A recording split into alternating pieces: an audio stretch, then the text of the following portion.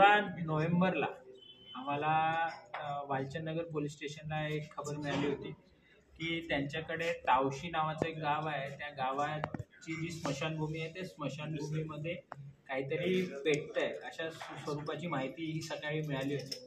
आणि मग ते आमची टीम तिथे गेली असता असं लक्षात आलं की तिथे काही जमिनीवर ब्लडचे मार्क्स पण आहेत आणि तिथे जी चिता जिथे पेटवतात तिथे पण काहीतरी पेटतं आहे, परंतु ते सगळं पेटून गेलेलं होतं.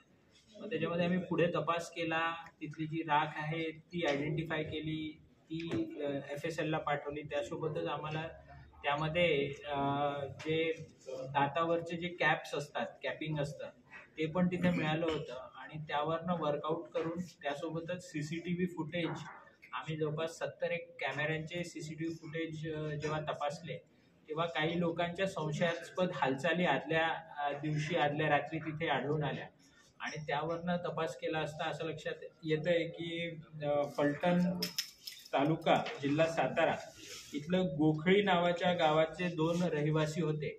आणि त्या रहिवाशांनी त्यांचेच एक मानलेले नातेवाईक होते जगताप मामा म्हणून, त्यांचा खून केला.